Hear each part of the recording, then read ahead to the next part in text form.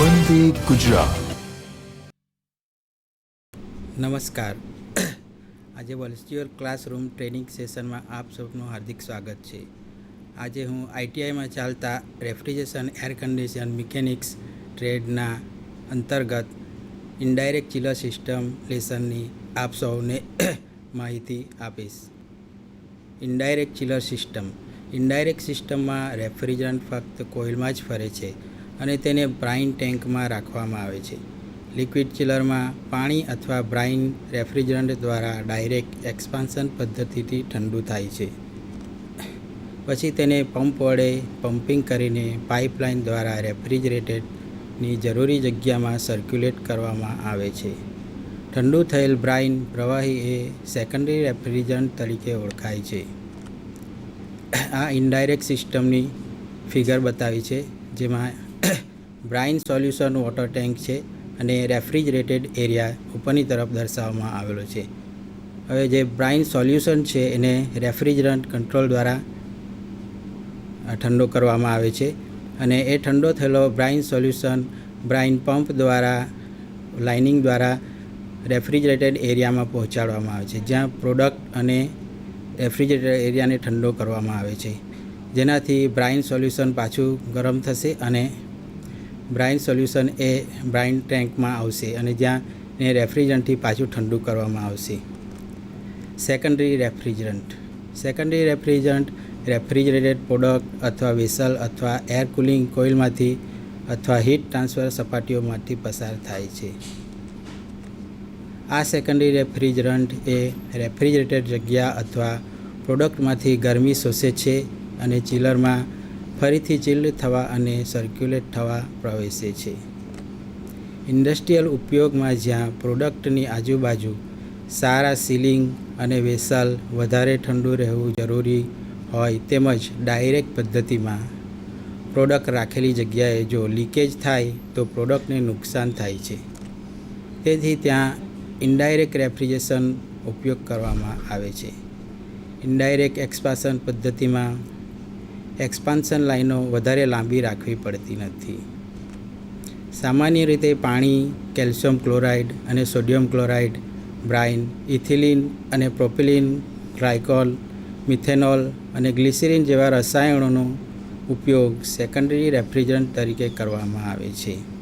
પાણીના freezing point ઉપરના તાપમાને જ્યાં કુલિંગની જરૂરિયાત રહેતી હોય તેવા ઇન્ડસ્ટ્રીયલ પ્રોસેસમાં એર કન્ડિશનિંગ પદ્ધતિમાં પાણીનો સમાવેશ કરવામાં આવે છે. પાણી એ એક આદર્શ રેફ્રિજરન્ટ છે જે સરળતાથી વહન પામી શકે છે, જેની વિશિષ્ટ ઉષ્મા ઊંચી છે, જે બિનખર્ચાળ અને બીજા રેફ્રિજરન્ટ સામે નોન કોરોઝિવ છે. Chilled water air cooling coil દ્વારા અથવા પાણીનો સ્પ્રે નોઝલ દ્વારા સ્પ્રે કરીને અને પાણીને નીચેના ભાગે બેઝિન અથવા ટેન્કમાં એકઠું કરીને પાછું ચિલર યુનિટમાં લાવી શકાય છે. આ સ્પ્રે થતા પાણીમાંથી જ્યારે હવા પસાર થાય છે ત્યારે તે હવા ઠંડી બને છે અને ઠંડી હવાને રેફ્રિજરેટેડ જગ્યામાં પહોંચાડી શકાય છે. કુલિંગ કોઇલ અથવા સ્પ્રે યુનિટનો ઉપયોગ કરીને કુલિંગ અને ભેજમાં વધઘટનું નિયંત્રણ ચિલ્ડ વોટરના તાપમાનમાં વધઘટ કરીને કરી શકાય છે. બ્રાઇન. બ્રાઇન પાણીના ફ્રીઝિંગ પોઈન્ટની નીચા તાપમાને જ્યાં કુલિંગની જરૂર હોય ત્યાં બ્રાઇન સોલ્યુશનનો ઉપયોગ કરવામાં આવે છે. જુદા જુદા ક્ષાર જે પાણીમાં મિશ્ર કરવામાં આવે છે તેને બ્રાઇન સોલ્યુશન કહે છે. જો ક્ષાર પાણીમાં મિક્સ થાય અને બ્રાઇન સોલ્યુશન તૈયાર થાય, તેનું ફ્રીઝિંગ તાપમાન પાણીના તાપમાન કરતાં નીચે જ જઈ શકે છે. થોડા વધારે પ્રમાણમાં ક્ષાર મિક્સ કરીને બ્રાઇનના ફ્રીઝિંગ તાપમાનથી પણ નીચું તાપમાન મેળવી શકાય છે.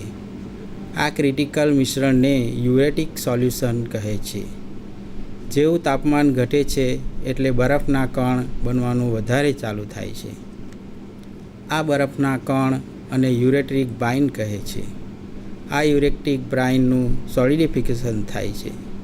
સામાન્ય રીતે કેલ્શિયમ ક્લોરાઇડ અને સોડિયમ ક્લોરાઇડ એમ 2 પ્રકારના બ્રાઇનનો ઉપયોગ કરવામાં આવે છે.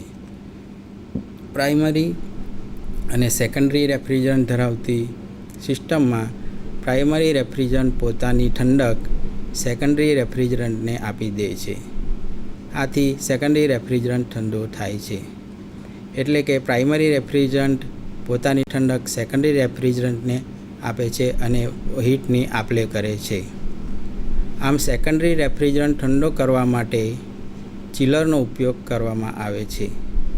ચિલર પણ વોટર કૂલ્ડ કન્ડેન્સર જેવી જ રચના ધરાવે છે. ચિલર 3 પ્રકારના છે.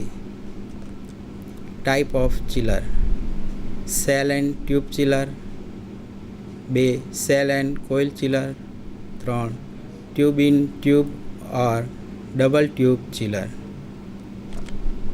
Shell and tube chiller: shell and tube ચિલરને સેલ એન્ડ ટ્યુબ ઇવાપોરેટર તરીકે પણ ઓળખવામાં આવે છે.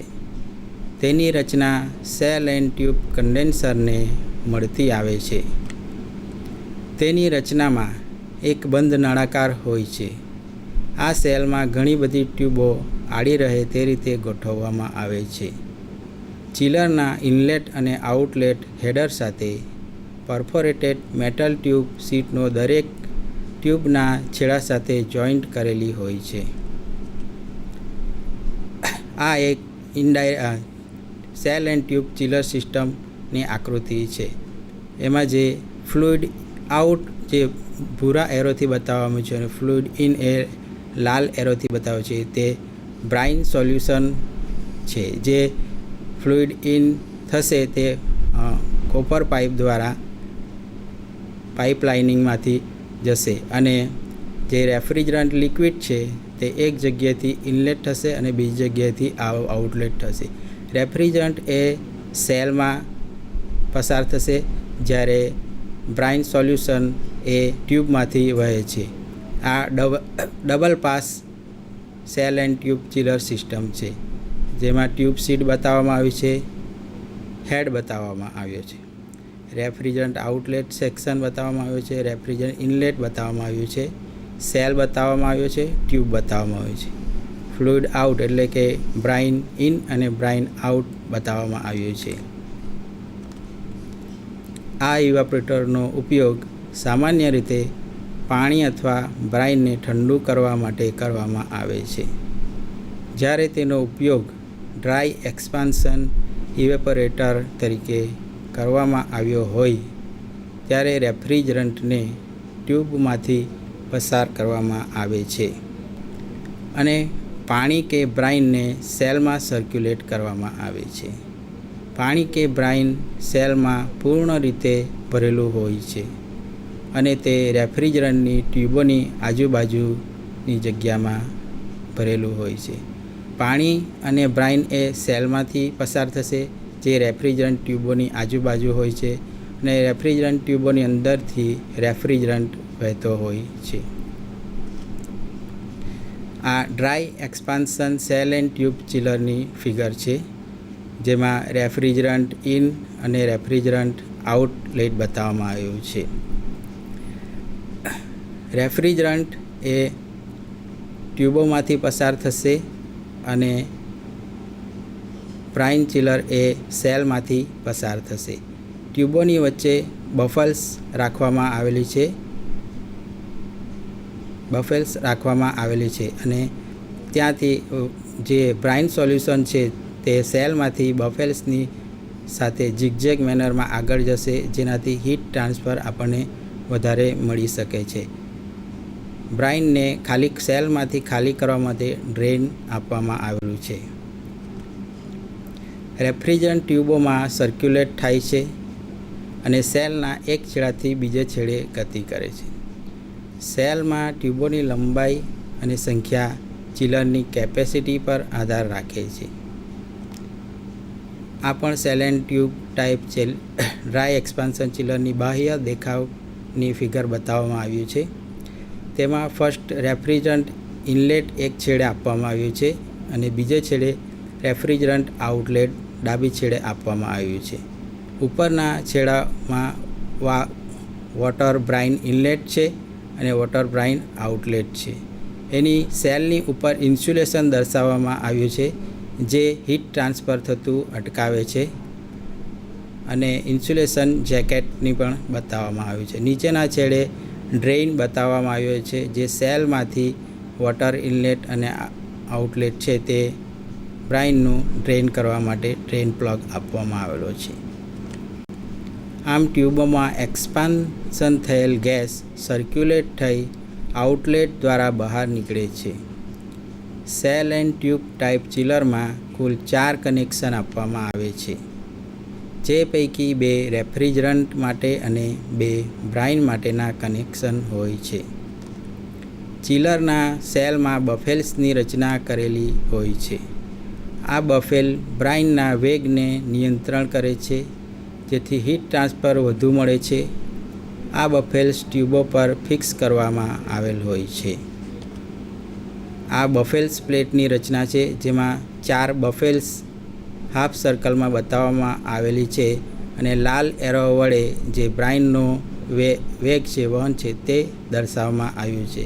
તે ઝિગઝેગ મેનરમાં દર્શાવવામાં આવ્યું છે, અને ઉપર કોપર ટ્યુબો દર્શાવવામાં આવેલી છે. આ બફેલ્સ એ ટ્યુબોમાં ફિટ કરેલી હોય છે. આ બફેલ્સના પ્રકાર છે સિંગલ સેગમેન્ટ બફેલ્સ, બીજું છે ડબલ સેગમેન્ટ બફેલ, અને ડિસ્ક એન્ડ ડોટનટ બફેલ દર્શાવેલી છે. સિંગલ સેગમેન્ટ બફેલ એરેન્જમેન્ટ દર્શાવેલી છે, અને ડબલ સેગમેન્ટ બફેલ એરેન્જમેન્ટ દર્શાવેલી છે, જે આપ આ આકૃતિમાં જોઈ શકો છો. સેલ એન્ડ ટ્યુબ ચિલરના ફાયદાઓ. કોમ્પ્રેસરના ઇનલેટમાં હંમેશા ડ્રાય વેપર રેફ્રિજરન્ટ જ દાખલ થાય છે. કોમ્પ્રેસરના સક્શન દરમિયાન વેપર રેફ્રિજરન્ટ ઓઇલને પરત કરે છે. Number of pass. ચિલરના એક છેડાથી દાખલ થતો રેફ્રિજરન્ટ બીજા છેડે પહોંચે ત્યારે નંબર ઓફ પાસ 1 ગણાય છે. એ પ્રમાણે સામેના છેડાથી પાછો આ છેડો પરત આવે ત્યારે નંબર ઓફ પાસ 2 ગણાય છે. એટલે કે ચિલર સિસ્ટમમાં પાઇપમાંથી જે રેફ્રિજરન્ટ ગેસ વહે છે, એક છેડેથી બીજે છેડે, એટલે કે જમણી બાજુથી ડાબી તરફ અથવા ડાબી બાજુથી જમણી તરફ જાય છે, તેને નંબર ઓફ પાસ 1 ગણવામાં આવે છે. અને જ્યારે પાછો જમણી બાજુથી ડાબી તરફ અથવા ડાબી તરફથી જમણી તરફ પાછો આવે છે, ત્યારે તેને નંબર ઓફ પાસ 2 ગણવામાં આવે છે. આ એની એક સિમ્પલ ફિગર બતાવવામાં આવી છે, જેમાં બફેલ્સ દર્શાવવામાં આવેલી છે, ટ્યુબ સાઇડ આઉટલેટ છે, ટ્યુબ સાઇડ ઇનલેટ છે, અને સેલ સાઇડ આઉટલેટ અને સેલ સાઇડ ઇનલેટ દર્શાવવામાં આવેલી છે, જે 4 ટ્યુબ સાઇડ પાસ છે અને 1 સેલ સાઇડ પાસ છે. સેલ સાઇડ પાસમાં જ્યારે બ્રાઇન અંદર જશે ત્યારે એ બીજા છેડાથી બહાર નીકળશે. ટ્યુબોની વચ્ચે થઈ બફેલ્સની આજુબાજુથી ઝિગઝેગ મેનરમાં બ્રાઇન આઉટલેટ થશે. ત્યારે રેફ્રિજરન્ટ છે જે ટ્યુબ સાઇડ ઇનલેટમાંથી અંદર જશે, ટ્યુબોમાંથી જમણી તરફથી ડાબી તરફ જશે, એક પાસ પૂરો કરશે, બીજો પાસમાં એ ડાબીથી જમણી તરફ જશે, અને પાછું ત્રીજા પાસમાં જમણીથી ડાબી તરફ, અને ચોથા પાસમાં ડાબીથી જમણી તરફ જશે, અને ટ્યુબ સાઇડ આઉટલેટમાંથી એ બહાર નીકળશે. આમ આ આકૃતિ 1 cell side pass 4 tube side pass દર્શાવે છે. Anti freezer. ચિલરના સેલમાં સર્ક્યુલેટ થતા ચિલ્ડ વોટરનું તાપમાન તેના ફ્રીઝિંગ તાપમાન કરતાં નીચું ન જાય તે માટે એન્ટીફ્રીઝ લગાવવામાં આવે છે. એટલે કે એન્ટીફ્રીઝ એટલે ચિલરના સેલમાં સર્ક્યુલેટ થતા ચિલ્ડ વોટરનું તાપમાન જો ફ્રીઝિંગ પોઈન્ટ કરતાં નીચું ના જાય તે માટે એન્ટીફ્રીઝર લગાવવામાં આવે છે. તેનો ઉપયોગથી ચિલ્ડ વોટર ફ્રીઝ થતું અટકે છે અને ચિલરને સલામતી આપે છે. ઇન્સ્યુલેશન. ચિલરમાં ચિલ્ડ વોટર અથવા બ્રાઇન સર્ક્યુલેટ થતું હોવાથી હીટ લોસ ન થાય તે માટે તેને ઇન્સ્યુલેટેડ કરવામાં આવે છે. ઇન્સ્યુલેટેડ મટીરિયલ તરીકે ગ્લાસ વૂલ અથવા થર્મોકોલ શીટ, નો ઉપયોગ કરવામાં આવે છે. ત્યારબાદ તેના પર મેટલની જાળી લગાવી તેના ઉપર પ્લાસ્ટર ઓફ પેરિસ લગાવવામાં આવે છે. એટલે કે ઇન્સ્યુલેટેડ મટીરિયલ ગ્લાસ વૂલ અથવા થર્મોકોલ શીટને સેલની ઉપર લગાવવામાં આવે છે. તેની ઉપર પ્લાસ્ટર ઓફ જાળી લગાવીને પ્લાસ્ટર ઓફ પેરિસ લગાવવામાં આવે છે. જ્યારે તેનો ઉપયોગ ફ્લડેડ ઇવાપોરેટર સાથે કરવામાં આવ્યો હોય ત્યારે પાણી અથવા બ્રાઇન ટ્યુબમાંથી પસાર થાય છે અને રેફ્રિજરન્ટ આ ટ્યુબોની આજુબાજુમાંથી પસાર થાય છે. એટલે કે ફ્લડેડ ઇવાપોરેટરમાં પાણી અથવા બ્રાઇન ટ્યુબોમાંથી પસાર થાય છે. ફ્લડેડ ચિલરમાં પાણી અથવા બ્રાઇન ટ્યુબમાંથી અને રેફ્રિજરન્ટ સેલમાં સર્ક્યુલેટ કરવામાં આવે છે, જેથી વોટર ટ્યુબને બ્રશિંગ કરી સફાઈ કરી શકાય છે. સેલમાં લિક્વિડ રેફ્રિજરન્ટનું લેવલ વોટર ટ્યુબ બંડલ સાથે પૂર્ણ સબમર્જ કરી મેન્ટેન કરાય છે. આ રીતે ઇવાપોરેટરની સપાટી હંમેશા રેફ્રિજરન્ટથી ભીની રાખવામાં આવે છે. આ ફ્લડેડ ચિલરની આકૃતિ છે, જેમાં પ્રથમ આકૃતિમાં ફ્લડેડ ઇવાપોરેટર બતાવવામાં આવ્યું છે, જેમાં સેલ છે અને અંદર ટ્યુબો દર્શાવવામાં આવેલ છે અને ટ્યુબની બાહ્ય રચના નીચે ઝૂમ કરીને બતાવવામાં આવી છે. Special copper tube. હવે સેલમાં રેફ્રિજરન્ટ લિક્વિડ ઇનલેટ થાય છે, જે બ્લુ કલર વડે દર્શાવવામાં આવ્યું છે, અને એ રેફ્રિજરન્ટ ગેસ આઉટલેટ બહાર નીકળશે. જ્યારે ટ્યુબોમાં ચિલર વોટર સર્ક્યુલેટ એટલે કે બ્રાઇન સર્ક્યુલેટ થશે અને ટ્યુબ આઉટલેટમાંથી બહાર નીકળશે.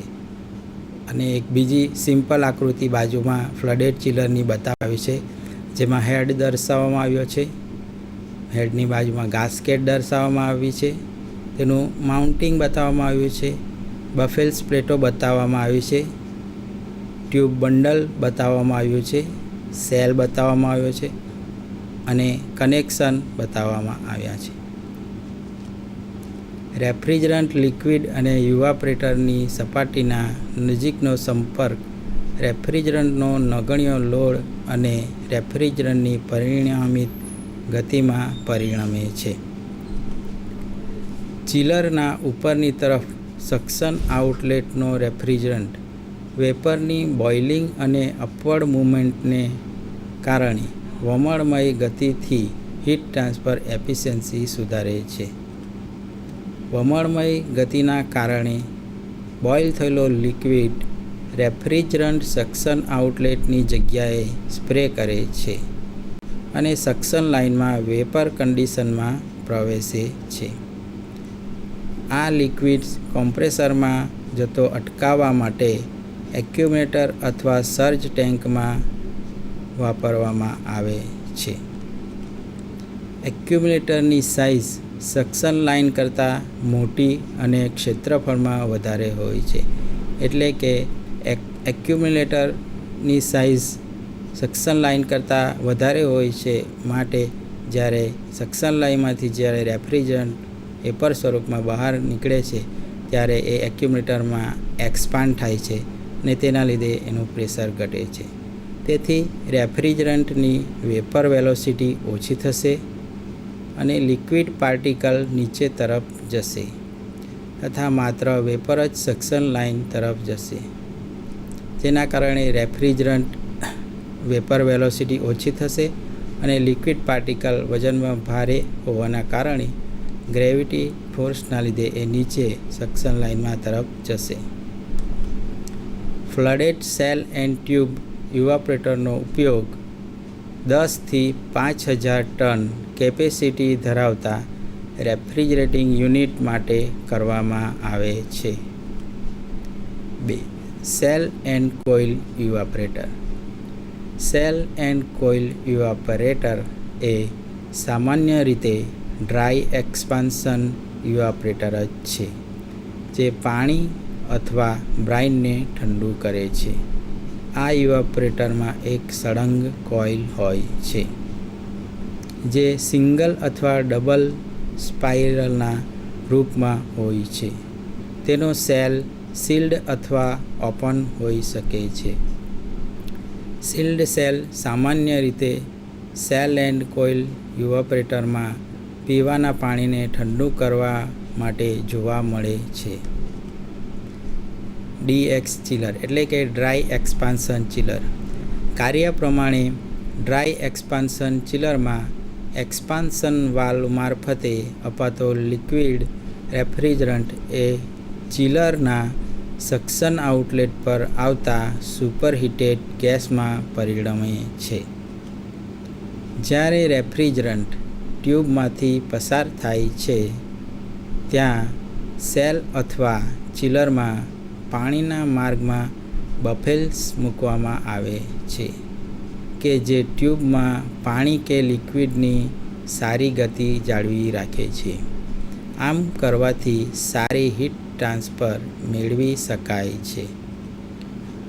આ એક ડ્રાય એક્સપાન્સર ચિલરની ફિગર દર્શાવેલી છે, જેમાં પાસ બતાવવામાં આવ્યા છે, રેફ્રિજરન્ટ ટ્યુબ બતાવવામાં આવી છે, બફેલ્સ બતાવવામાં આવી છે, સેલ બતાવવામાં આવે છે, chiller in, brine solution out અને બ્રાઇન સોલ્યુશન ઇન દર્શાવવામાં આવ્યું છે, ટ્યુબ હેડ દર્શાવવામાં આવ્યો છે અને રેફ્રિજરન્ટ ઇન અને રેફ્રિજરન્ટ આઉટ દર્શાવવામાં આવ્યો છે. હવે જ્યારે જમણી તરફથી રેફ્રિજરન્ટ લિક્વિડ ઇનલેટ થાય છે, એ ડાબી તરફ જાય છે, ત્યાંથી પાછો એ જમણી તરફ આવે છે, જમણી તરફથી પાછો એ ડાબી તરફ જશે અને ડાબી તરફથી પાછો એ જમણી તરફ જશે અને રેફ્રિજરન્ટ સક્શન આઉટલેટમાં જશે. અને એ રીતે આ 4 પાસ સિસ્ટમ ગણવામાં આવે છે. જો પાણી અથવા લિક્વિડનો જથ્થો વધારવો હોય તો બફેલ્સની વધારે જગ્યા રાખવામાં આવે છે. આ મર્યાદાથી પાણીની ગતિ ઉચ્ચ વોટર સાઇડ પ્રેશર ડ્રોપથી વધારેમાં વધારે બને છે. ચિલરની ઇનલેટ લાઇનમાં વોટર પેસેજ સાફ કરવા માટે સારું સ્ટેનર લગાવેલ હોય છે. Dry expansion shell and tube ઇવાપોરેટરનો ઉપયોગ 2 થી 250 ટન કેપેસિટી ધરાવતા રેફ્રિજરેટિંગ યુનિટ માટે કરવામાં આવે છે. 3 નંબર, ટ્યુબ ઇન ટ્યુબ અથવા double tube evaporator. Tube in tube evaporator નાની કેપેસિટી જેવી કે 2 થી 10 ટન ધરાવતા યુનિટોમાં પ્રવાહીને ઠંડુ કરવા માટે કરવામાં આવે છે. તેની રચનામાં એક ટ્યુબની અંદર બીજી ટ્યુબ ગોઠવેલી હોય છે. અહીં પાણી અથવા બ્રાઇન અંદરની ટ્યુબમાં થઈ સર્ક્યુલેટ થાય છે, જ્યારે પ્રાઇમરી રેફ્રિજરન્ટ 2 ટ્યુબ વચ્ચેની જગ્યામાંથી પસાર થાય છે.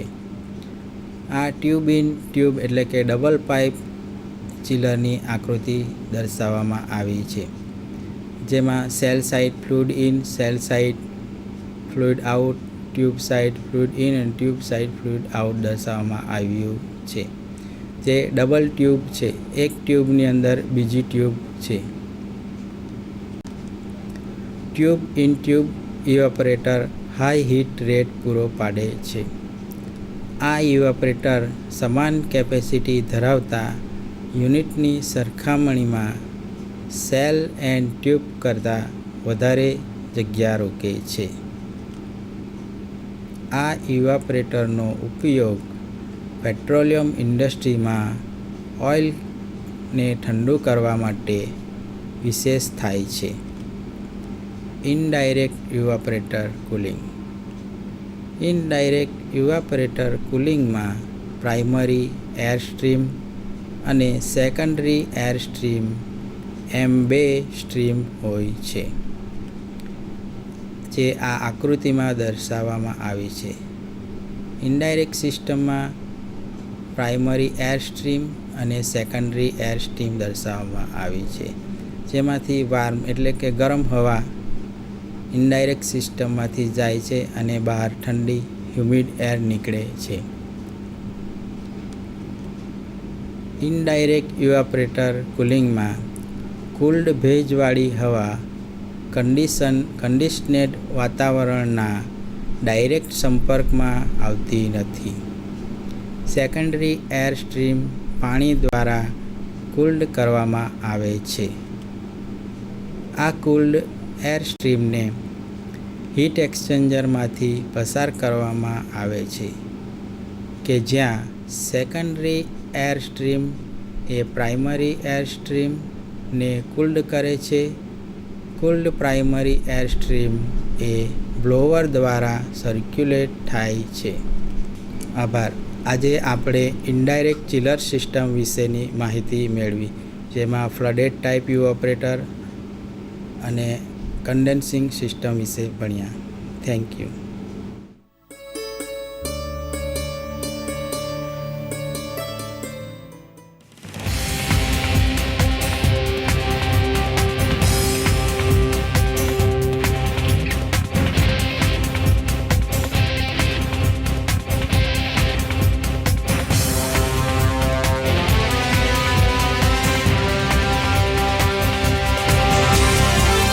વંદે ગુજરાત.